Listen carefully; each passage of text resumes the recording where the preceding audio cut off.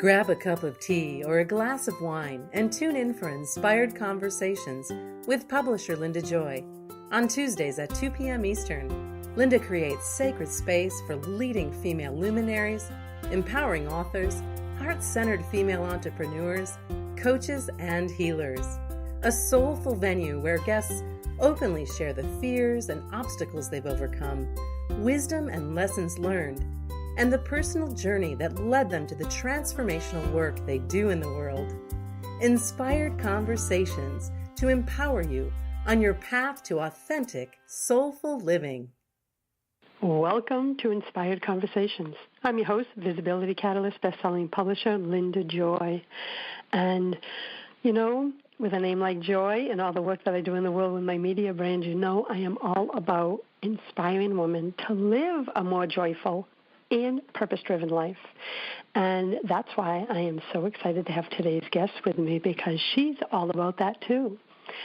Karin Volo, otherwise known as the Chief Joy Bringer, will share her story that will, I'll tell you, touch, inspire, and leave you with your mouth hanging open.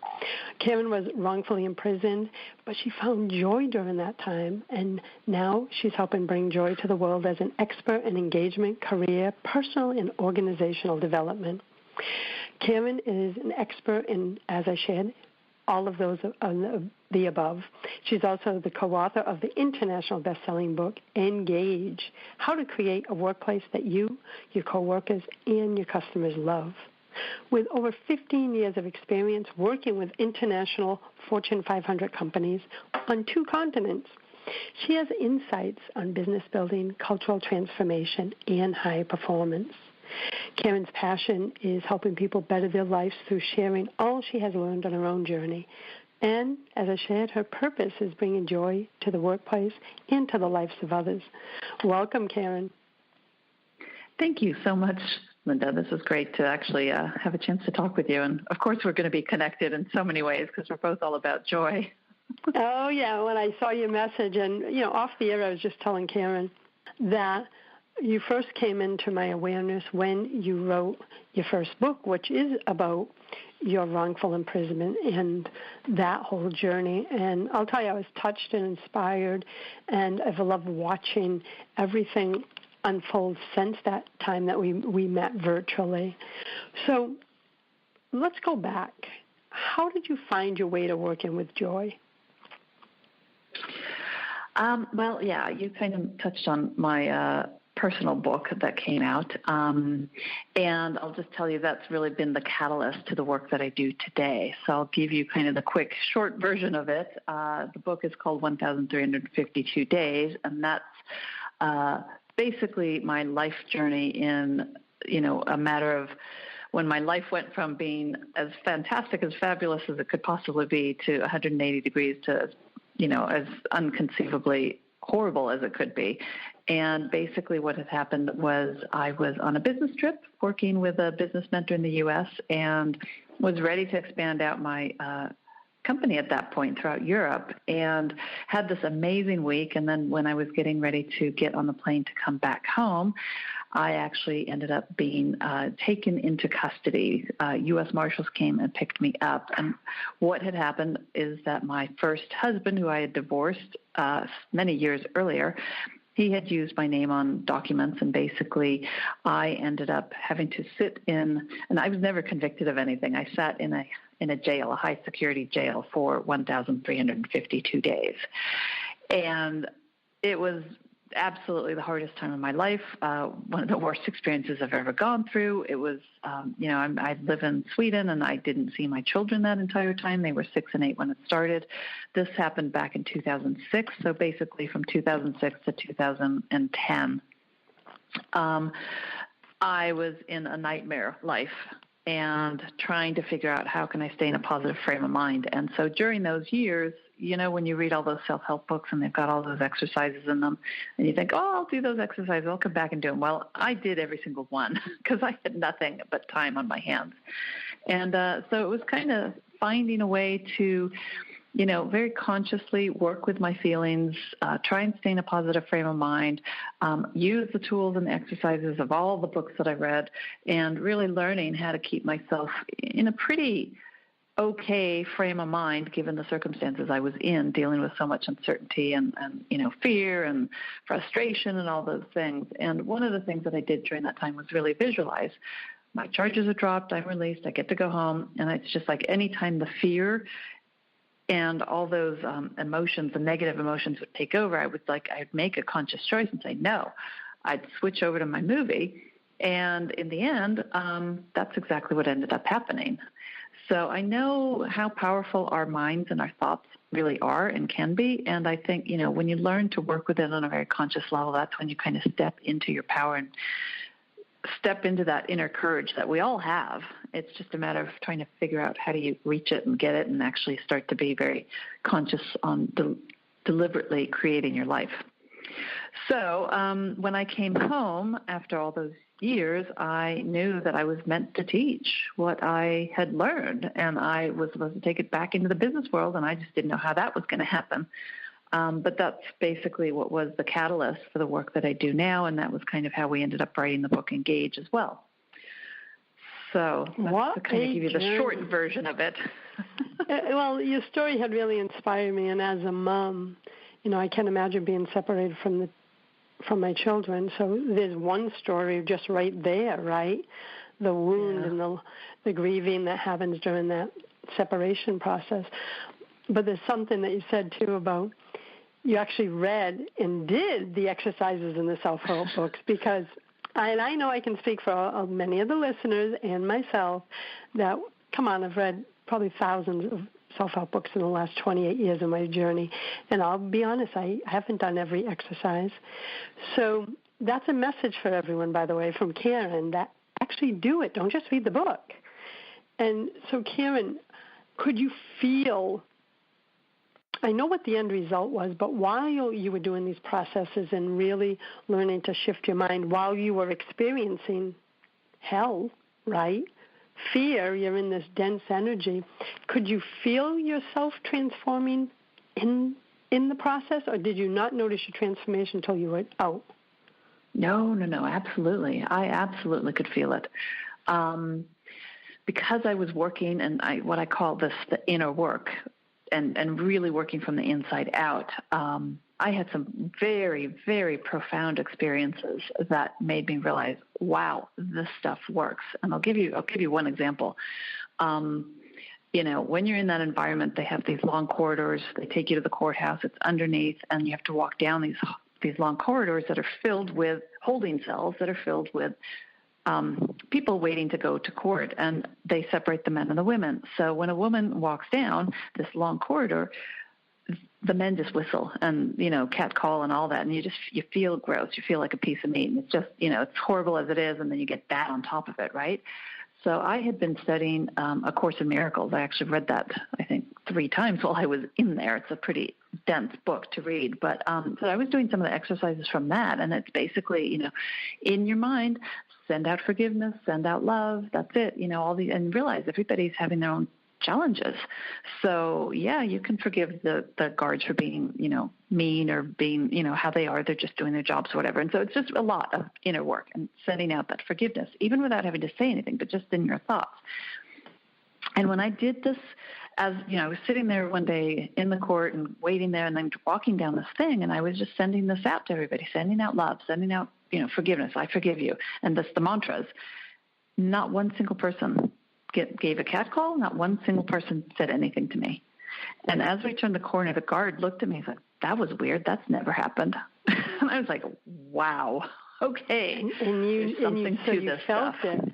Yeah, you felt it in action, saw it, and had a witness to it, and that is powerful. And I like you, believe in that power. And so that must have been a transformational moment where you're like, now I see why you're so passionate about teaching it and bringing it into organizations.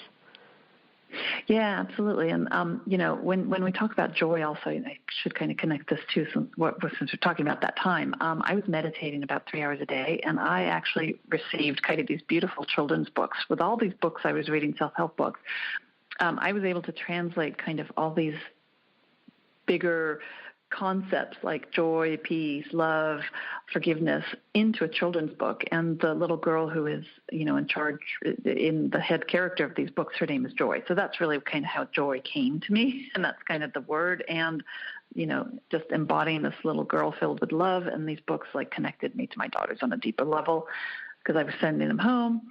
So that was a side project that, when I first came home, I started to publish some of those books. And, it's just It's a series, isn't it? Yeah. So I have 13 available on Amazon. And I did a total of, how many did I write? 26 books? Yeah, 26 books. That is amazing. And, it's like the phoenix that rises from the ashes, right?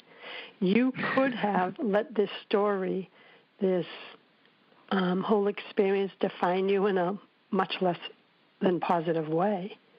It could have taken your joy, taken your heart, your love, your radiance from you. And I'm sure if you were in contact with other prisoners there, that you saw that happen over and over again, or you could feel it energetically. Yeah. How did you know? How did you know that what you needed to do was go inward? So this is kind of interesting. The mentor I was working with was John Assaraf, and he's pretty well known in the business world and mentoring. And so I'd spent a week with him working on our business, and during that week, we watched The Secret twice before it came out, because it came out a month after this all happened.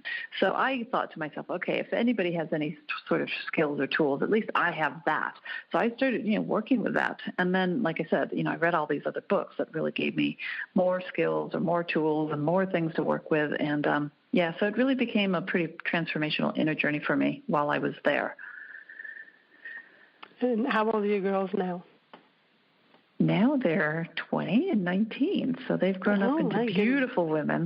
Yeah, they've now both graduated, so going on into university. I can imagine the pride and life lessons that they've learned from you. So why don't we talk about joy, right? So you just shared a little bit of how you found your way to working with joy, but when you came back, how did you integrate back in, and how did you see integrating this message into the corporations and organizations? Like, where did that connection come from? Because as we all know, they can use a little more joy and consciousness in the organization. So I'm curious how you made the connection. Oh, yeah, absolutely. So I knew when I came home that I should not go back to the business I had before, which was executive search and headhunting. And I just knew something inside of me said, you need to teach what you've learned and you need to take it in the business world. And I honestly did not know how on earth I was going to do that. And I started working with the Joy books and getting that out and going into the parenting market. And when I started working in the parenting market, I realized that this is not the market I'm supposed to be working with. So I kind of took a step back, and then all of a sudden, it was like all these companies were getting on our radar that were doing really well, and it was like, why are they doing so well? Everyone else is laying off. It's really difficult times. This was back in 2012, roughly. And so I just started talking to leaders of those companies to see what they were doing. And one thing led to another, and it ended up that we wrote a book called Engage. And it really is about bringing joy to the workplace. And it was like all of a sudden, all of my experiences from before the jail time and the jail time and just kind of my whole life experiences, it all came together in one beautiful way with this book as a way to take this message into the corporate world. And one of the things that was really the catalyst about writing that particular book was that we came across the research for positive psychology, which I'd never heard of. I hadn't studied it. I wish I had while I was in jail. But we came across that and actually realized that this is showing all the things that we knew for a fact, because it worked as a family for us, that we had a decade or more of research behind it, that we could take it into the business world. So that's where the connection came. And, since then I've developed into certifying people in cultural engagement and doing various corporate trainings and leadership training. And I've gone deep into the neuroscience of trust. It's been fascinating for me to see, kind of how it's led me on this path of really helping people transform in the business world, because, according to Gallup, 85% of the workforce is disengaged. It's pretty high. I think, let me think, U.S. is now 33% is engaged in the U.S. market. So what does that mean?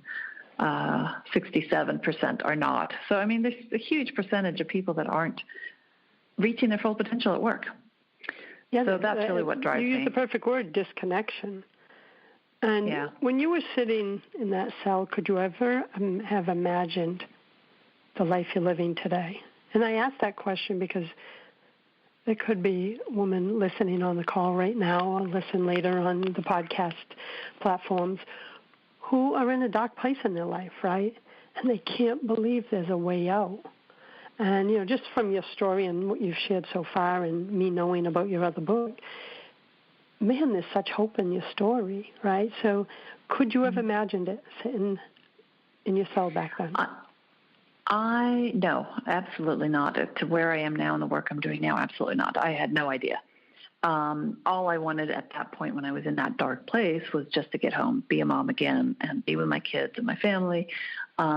You know, and I knew that I had a huge amount of potential, and I knew that I could do good work, and I felt like my life was wasting away during those years. It's just like, you know, I know I'm a good person. Why am I sitting here? And then I would try and find a purpose kind of while I was there that maybe I'm supposed to help these people or, you know, whatever. But yeah, you know, I think if you lean into trust and know that there's bigger things and that, you know, for whatever reason, things happen and sometimes really bad things do happen to good people. But if you can be strong mentally and turn that around, then you can really, you know, use that as a catalyst to step into the bigger version of yourself, which is really where I feel I've kind of been pushed or pulled. I'm not quite sure which one, maybe both, into this, you know, the work that I do now. So you've used the word a couple times. Don't give up. No, you know? Don't give up. My listeners know a lot of my story. I was a former welfare mom, runaway high school dropout. Who would think that I would have grown up to be an inspirational publisher for magazines, books, and create an inspirational media platform? So, as Karin said, never give up, right? Do the inner work, read the books, and do the down exercises. So we're going to take a quick break, Karin, and when we come back, I want to talk about trust, right, because that plays a big part in how I live my life, and I want to talk about that more with you, and because it's such an influence in your work and played a big part in your journey.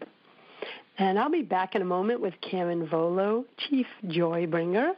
You can learn more about Karin at Evolution, EVOLOSHEN.com. Also at KarinVolo.com, KarinVolo.com. We'll be back in a moment. A conscious lifestyle for a mindful life. OMTimes Radio. IOM FM.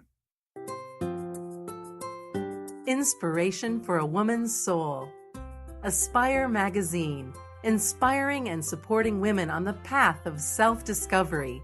Claim your free digital subscription today, which includes access to thousands of dollars of personal development bonus gifts from Team Inspiration partners. Claim your Aspire Magazine subscription today at subscribetoaspire.com.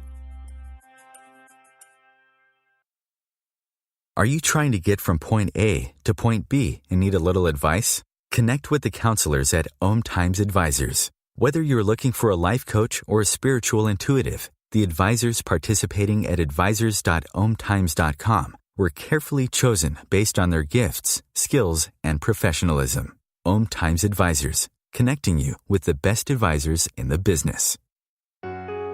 Circle of Hearts Radio is a sanctuary on the airwaves. Join me, Grandmother Elia, in the circle on Sunday, 2 p.m. Eastern, as I share information to both enlighten and nourish your soul. Hey, America, we need to have a little talk. We've got more food than we know what to do with in this country, yet 17 million kids in America are struggling with hunger. Makes no sense. Luckily, the Feeding America nationwide network of food banks has volunteers gathering excess food and getting it to hungry kids. They're kind of like food angels. Hey, become a food angel yourself by supporting Feeding America in your local food bank at feedingamerica.org. We can't do it without your help. Brought to you by Feeding America and the Ad Council. A conscious lifestyle for a mindful life. OMTimes Radio. IOM FM.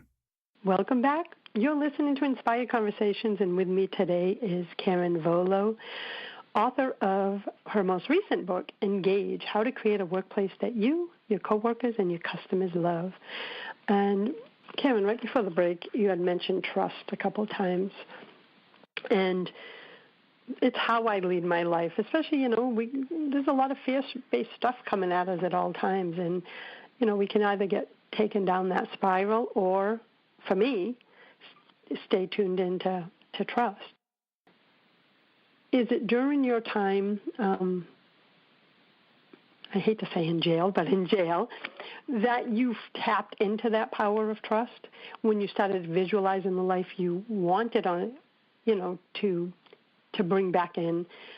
Was it trust that supported you in that?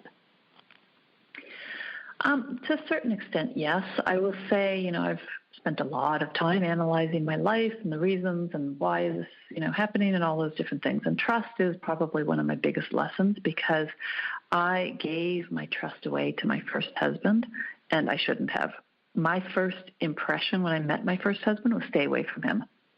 My second impression was stay away from him.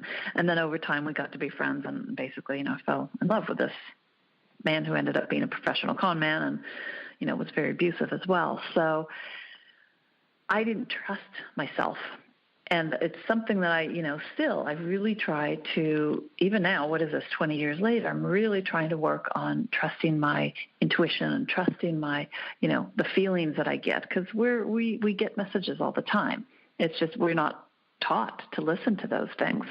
So as I'm doing my, corporate work now and doing the corporate training, it's been really interesting because we can do a lot of great work with the culture, and certifying people in how to work with it and use employee engagement as a strategy. But if there isn't that foundation of trust inside of the organization, it gets really hard to actually make things stick long term. So that's why I said I've been pulled more and more into trust. I've gone deep into the neuroscience now too, just to learn about it. And it's fascinating because, for example, when it comes to trust, we activate different parts of our brain depending on how we're having a conversation and interacting with people. And we'll do two extremes. If you have low trust, you have a lot of fear in an organization or with yourself, you're activating your reptilian brain. So your neurochemicals that are going through your body are actually like adrenaline and cortisol will be activated. And it shuts down your capability to have, thinking creatively. On the opposite end, when you have a lot of high trust or a lot of engagement or, you're excited about things, you're activating your prefrontal cortex, which is where oxytocin is produced. So when you're activating oxytocin and that's flowing through your body, you're able to come up with brilliant ideas and you're able to be very open-minded and understanding. So it's really fascinating because there's so much science behind a lot of these words that used to be considered kind of fluffy or soft or whatever you want to call it, the softer sides of business like culture, purpose, trust, engagement. But it's all really, you can measure it now. You can test it. You can see where people are at and then basically use that as a benchmark to be able to move forward. So, my next book is kind of formulating in my mind here, and it's really about the three different levels of trust, both your individual trust, like your self-trust, like trusting your intuition and getting the messages and all those types of things, then your organizational trust or team trust when you're at work, and then also societal trust and what do we need to do there, because obviously we have a lot of trust issues in the world as well. Yeah. Self-trust is a big one. Yeah, and I think it's interesting because when I do the leadership training, I'll give you an example here. I had a CEO of a company have me come in and do the training with her management team. And she told me before there's two people we have a lot of issues with because they're just really skeptical about everything that comes up, and it kind of drags the energy down from everybody else when people come up with ideas.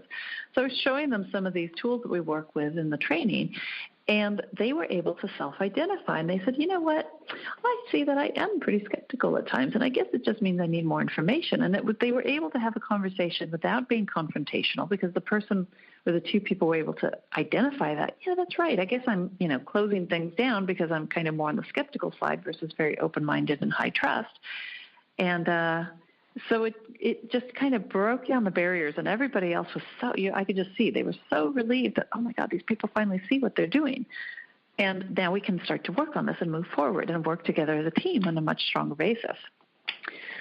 So I find it fascinating that, there's so much science that's coming that's really being able to explain a lot of the things. And when you learn this, especially the neuroscience stuff, it transcends cultures and countries and personalities. It's just because we're all human.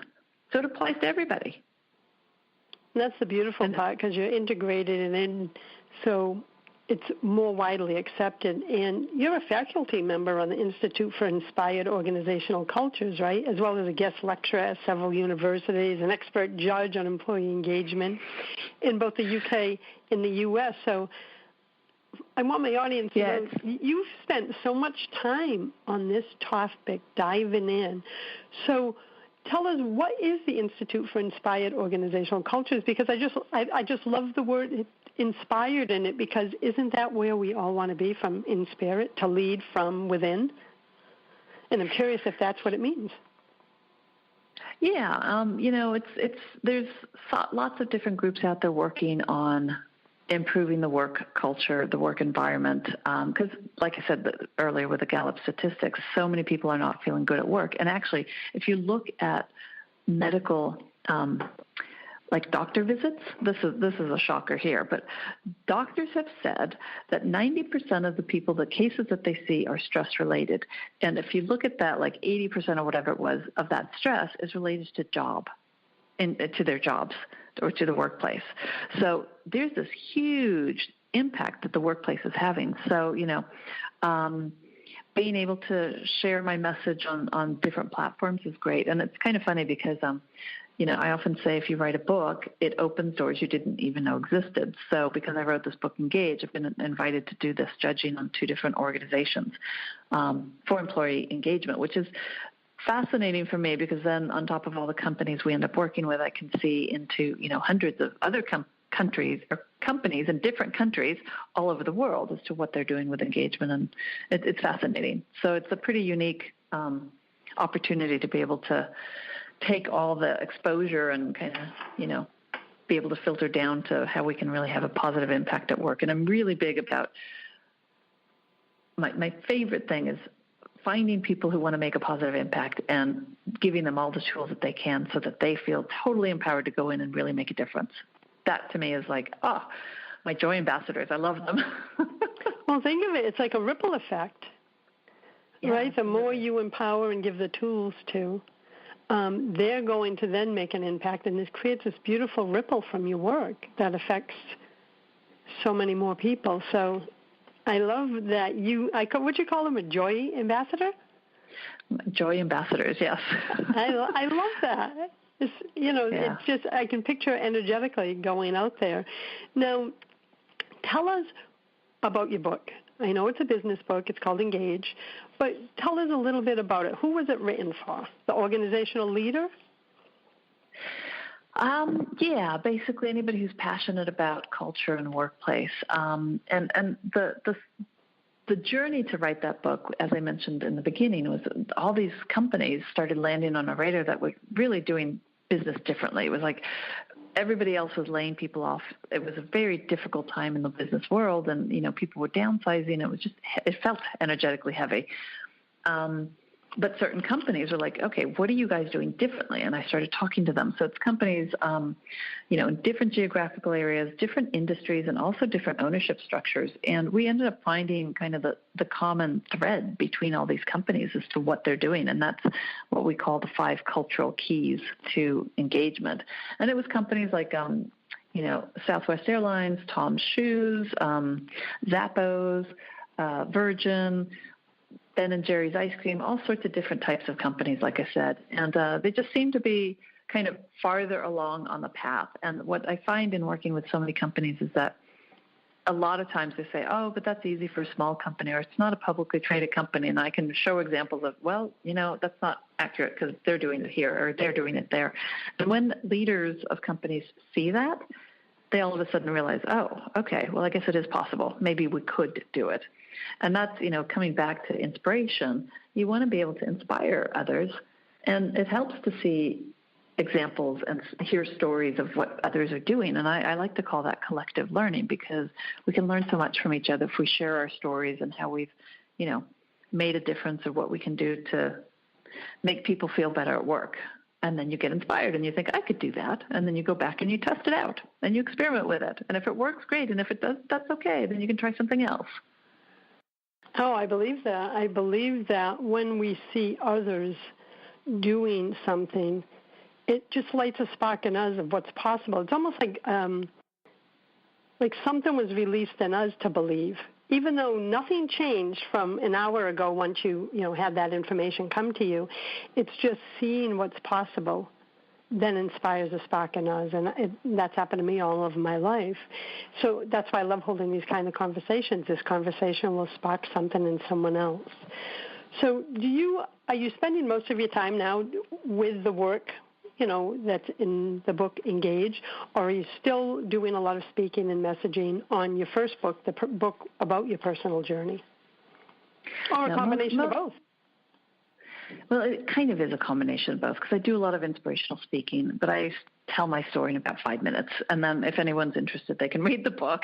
So I don't talk so much about my personal story and journey anymore, other than to kind of just position it as, look, I'm not some happy guru out there that hasn't been through the trenches. When people know that I've been through the trenches, they realize, okay, this person probably knows somewhat, what she's talking about here. So I do probably 20% is inspirational speaking and different events, but the bulk is the corporate training and the teaching that I do with the various trainings, which is the certification training and the leadership training, and then I am just now getting ready to actually come out with a online-based Joy Ambassador training, so it's a video-based training as well. And I love that you include your background story even slightly, because it inspired me and also inspires others to say, if you could find joy and trust in that journey, then it's possible for everyone else. And the lessons that you learned on the journey, and it's the same for me. My dark times led me to this work, right? Led me to find my truth, led me to find my passion and purpose. So there was, looking back, do you see there was a meaning for your path that led you to this work? Yeah, I think sometimes when people go through such very difficult, trying times, if they can find the meaning or the purpose in it, it fuels them to move forward. And you and I have very similar types of the work that we're doing now is transformational and inspiring people and bringing joy to them. But the foundation comes from having gone through something really, really challenging, right? And, like we were talking earlier, you just sometimes when you're in it, you can't see it. But you do need to lean into, a bit of trust to know that there's always, one of the things that got me through this was just lifting myself up to kind of a higher, more spiritual type of perspective, seeing, okay, there must be a bigger reason for this, or there must be something behind this. And then, one of the tricks that I would do, for example, when I was having very challenging days, would be like, okay, yes, it's been 1,000 days, whatever, but I'm probably going to live to about 85. So, this is just a small portion of my life, and I've got so much more good things that are going to be coming in my life, and it would just give me hope. So if you can find a way to change your perspective on things, I think that's where you can start to really manage any challenges that may come up. And I'll share one of the things that I did when I came home. I did an exercise, which I recommend for a lot of people, is to come up with 3 words, basically, that kind of are the essence of who you are. So if you look on my personal newsletter, my website, I have inspiration, joy, and evolution. And the reason I ended up choosing those 3 words is because after going through so many difficult things, I only wanted to work with inspiring things, and I wanted to inspire others and be inspired. Joy, obviously, because of the books that I'd written, and I just really, joy for me is something that comes from inside. So happiness for me is something external, but joy is happiness and love infused. So it comes from inside of you. And then the third one is evolution. And I just truly believe that we're all on a journey. We're all evolving. We're all on different places on this path, and there's people ahead and there's people behind, and you can help the people behind you and the people ahead of you. You can, get some inspiration from them as well. So those are my 3 words, and I did that, and I haven't changed those words in 8 years now, which I think is kind of interesting. So someday I might, I don't know, but right now they still stick. So well, they resonated with me because I just loved the vibe. I loved your message and knew I wanted to have you on the show because I love women who really have come through the fire and instead of holding on to the story of the fire, they come out and they've birthed something so beautiful and empowering and inspirational that's now rippling out and changing the lives of others. You're doing it through your work and your book called Engage, right? And your work with organizations. Someone else might be, a transformational life coach. It doesn't matter what the it is. I love the part of the story. I love the part of the transformation from the dark times to the light times because it just shows, it just shows the resilience of the human spirit. And it gives everyone hope who happens to be in those dark times right now. So it's just something I'm passionate about. I am too, Linda, and I just have to say, yes, there are dark times, and for many people right now, it may seem really, really dark, and I can absolutely guarantee we are going towards much lighter times. I have so much hope for the future for us. I just think we're going to create an amazing world, but we have to go through the chaos. We have to break down some of these, unsustainable systems that we have in place that are kind of holding us back. And, right now what we're seeing is the light is shining on the dark, and it's bringing up a lot of stuff. But as soon as we collectively deal with it all and, get rid of it, forgive, whatever we need to do, we'll be able to move on and go into a much better place. So I feel like we will be heading into a huge renaissance time where people are going to just be able to step into their full potential, bring their beautiful gifts and talents that only they have into the world, that they can be making such a positive impact. I really see that, and I feel that for our future. Just speaking my language, I see it too. I can feel it in the woman that I work with and my private clients. I can feel the transformational leaders all saying, you know what, I kind of have to admit I've been playing small, and they're done. They're like, now is the time to step up, shine our light, share our gifts, because the world needs us to, right? Needs us all to, because of that new renaissance coming. And your book, Shine, just came out, of course. Yeah, and I have to tell you, it's so funny that you said that, because when all my titles, I just say, we've published 11 books, come through me. It's not a business decision. It's not a strategic decision. Sometimes my team is waiting, and I'm like, I haven't received it yet. So think of this. 10 months ago, I had this book, and this vision for this book, Shine. Right, stories to inspire you to dream big, feel less, blaze your own trail. And we teach an authentic storytelling model. There is no way I could have known, Karin, well, my soul knew, I guess, but intellectually I didn't know, that the book would be born on 10/10 at a time when women are being called to shine, not dim their light, to speak their truth and not smother their voice. The book has done phenomenally well. I believe it's because of what you just said. A renaissance is here. All of us, not just women, all of us are being asked to step up, share our gifts, speak our truth with love, right? With love, light, to create transformation, to shift the lower energies and show what is possible when we lead. I call it leading with love, right? Leading from that place. So, yeah, Shine, I just said the divine knew when it was meant to be birthed. All I am is the midwife. And And I think the message is resonating because we're all feeling exactly what you just said a few moments ago. We're feeling the shift. We know that this chaos is around us for a reason. I look at it the same way you do. It's uncomfortable. We don't like it. It feels yucky, but I'm not putting my energy into the chaos. I'm putting my energy into the light in the world I do want to see. And I think it's a beautiful time, as uncomfortable as it is. I love, when I say a beautiful time, it's filled with possibility. It doesn't have to just be filled with darkness, right? I feel the possibility in all that's going on. So many opportunities right now. If people just look for them, there's huge opportunities. So, I think exactly what you're saying is women are connecting, humanity is connecting and realizing that, how do we want to co-create our world? And what do we want to get rid of and what do we want to bring in? And I just think there's so many opportunities right now. So I'm super excited. I am too. We're going to take a final break, and I'll be back in a moment. And I am with Karin, and that's Karin Volo, Chief Joybringer. You can learn more at KarinVolo.com, and we'll be back in a moment. A conscious lifestyle for a mindful life. OMTimes Radio. IOM FM. The secret to success in life and in business is learning to understand yourself.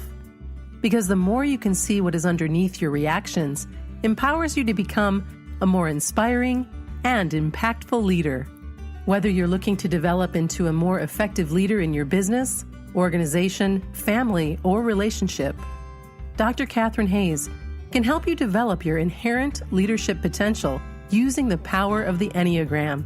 Katherine is a dual certified professional leadership and life coach, Enneagram facilitator, speaker, a member of the Forbes Coaches Council, and the author of the best-selling book, Everything is Going to Be Okay, From the Projects to Harvard to Freedom.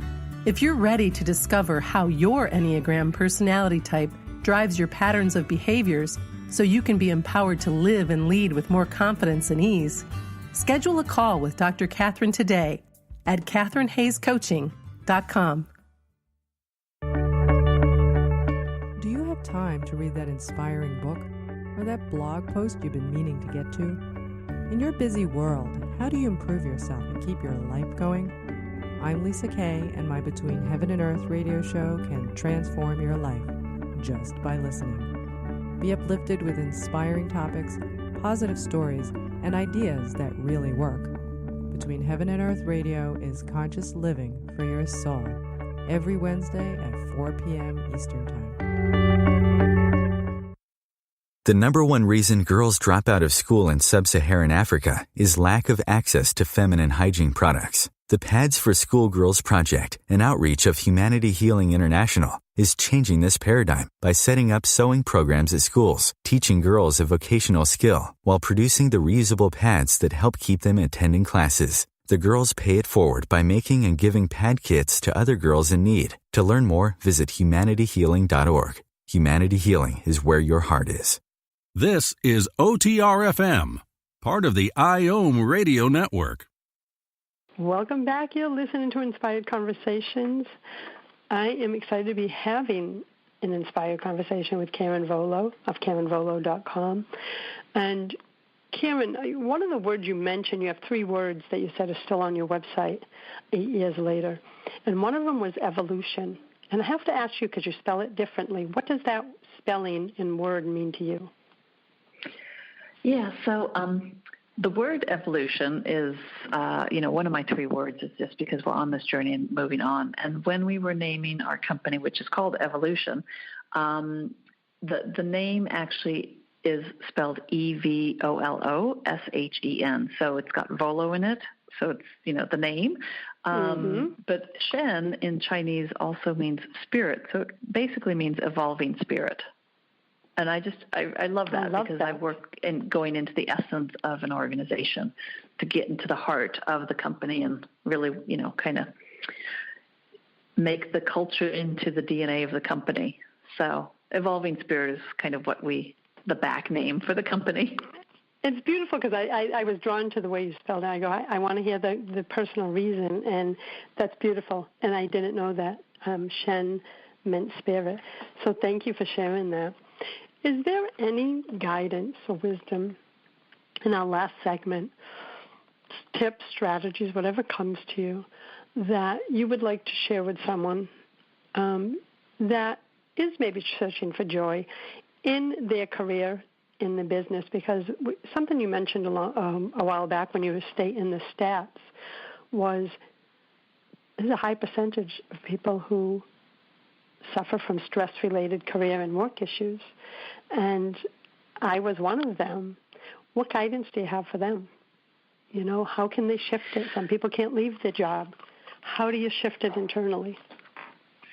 So I think where you step into your power is when you become aware of your emotions and what you're feeling. And we often use the words I am followed by an emotion. I am mad, I'm sad, I'm happy, I'm grateful, I'm frustrated, whatever the words might be. And the thing that we need to understand is that we're basically spiritual beings having a human experience, and we have these emotions. So when, let's say, for example, you're really feeling sad, and this is taken from one of the tools that I learned while I was, in that lovely environment. Basically, if you observe yourself feeling sad, you can look at yourself, and it's almost like just imagine yourself floating above, looking down at yourself. And all of a sudden, you put that space between the emotion and who you really are, which is your soul, your spirit, your essence, right?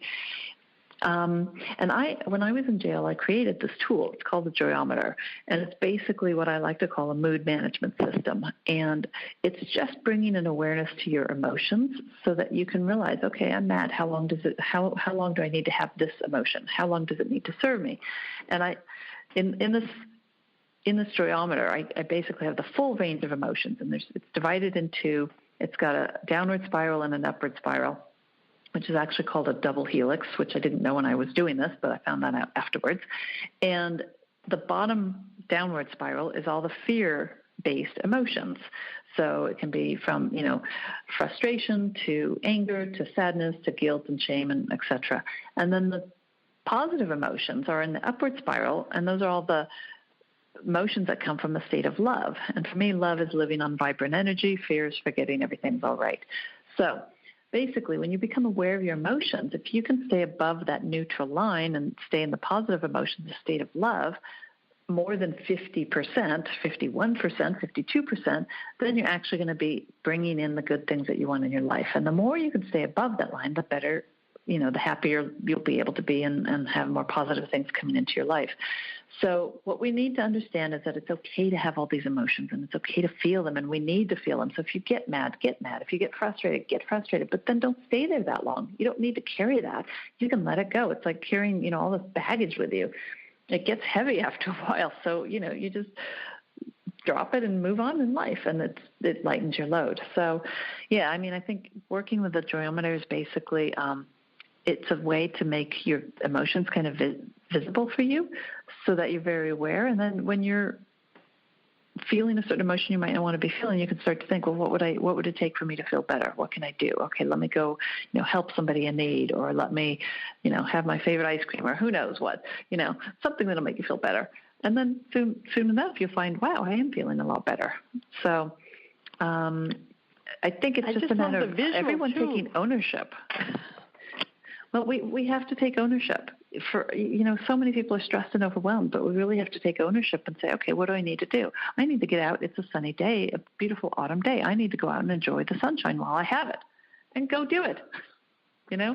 It's all those things. And not just think that the emotions are the truth of who you are. The emotions are just a temporary situation. How temporary depends on, having access to the tools so you can shift them. But I love the word Joyometer. I could see this being shared in your children's books, too, to help children from a young age. Is that what you do in your series, is teach them tools like that? Because I can picture my granddaughter sharing, having that conversation with her. So is that what your books are about, just teaching them how to find joy?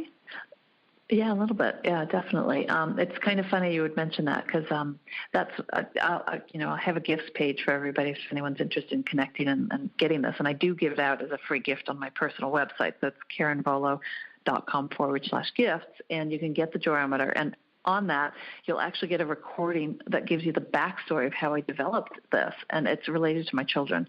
And it goes back to long before the whole jail story. But yeah, it was originally birthed with my daughters. It was, yeah, because I could see as you were sharing it, I'm like, oh my God, this is great for kids to help them learn to manage their emotions and not stay stuck in them. Because, like I've always said, women are the nurturers of the next generation.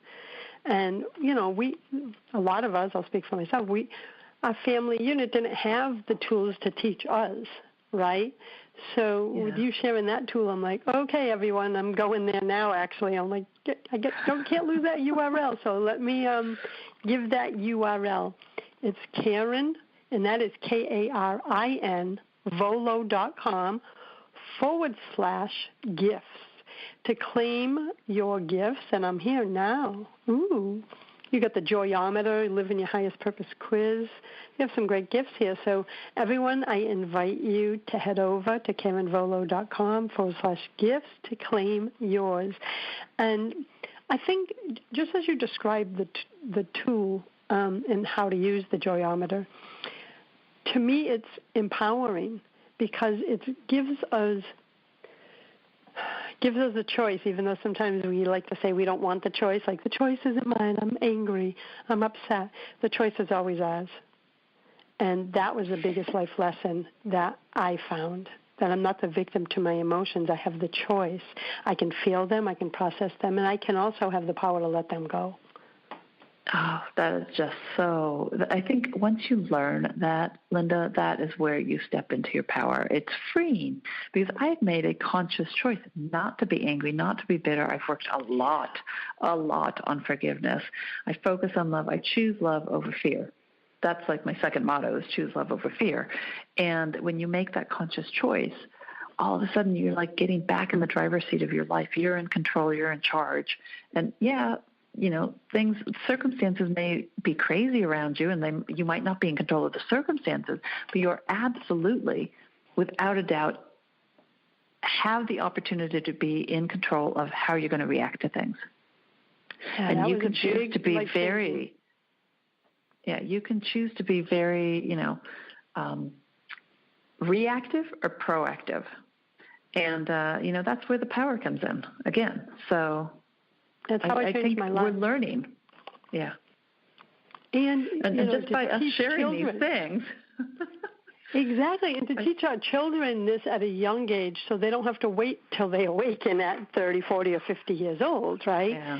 To give them the tools like the Joyometer and have these conversations with children that their emotions are okay, but they are not their emotions. And I have some great conversations with my granddaughter, who's going to be 7, about that. She goes, but in this moment, I am very angry. I said, and that's okay. So when you're ready to not be angry anymore, you just let me know. And then she comes and says to me, I'm not angry anymore. I can feel it leaving my heart. Just so that she can have beautiful. The conversation. Well, I want her to be able to, she's my little... She was sent to me. I know she was. Little angel. As a teacher, and my teacher, and I'm her teacher. But to have that conversation so one day she is an adult and can tap in and go, oh, I remember this. I don't have to stay here. I have the power to change it. That's the gift I wish to leave. That's emotional intelligence. And when we teach our children emotional intelligence, they're much more capable of handling whatever life throws at them in the future. And that's the gift that's what I want my legacy to be, is just, live from your heart and love from your heart. And I have to say, I have so enjoyed this conversation, Karin. And I'm so glad you were able to join me on the Inspired Conversation show. And I want to give everyone both URLs again. It's Karin, and that's Karin, Volo.com/gifts, so you can get your Joyometer. I'm going to get tongue-tied saying that. So thank you again for being here, Karin. Thank you so much. Keep doing the great work you're doing, Linda. Oh, thank you. And for all our listeners, I hope to see you next Tuesday, and every Tuesday, I should say, at 2 p.m. Eastern Time on the Inspired Conversations radio show. Until next time, choose love, choose joy, choose happiness, my friends. Blessings. Thanks for listening to Inspired Conversations with publisher Linda Joy. Join our sacred space every Tuesday at 2 p.m. Eastern and meet leading female visionaries, empowering authors, heart-centered female entrepreneurs, coaches, and healers. Inspired Conversations with Linda Joy is a soulful venue where guests share the obstacles they've overcome, along with wisdom and lessons learned on their personal journey that led them to the transformational work they do in the world. Inspired Conversations to empower you on your path to authentic and soulful living.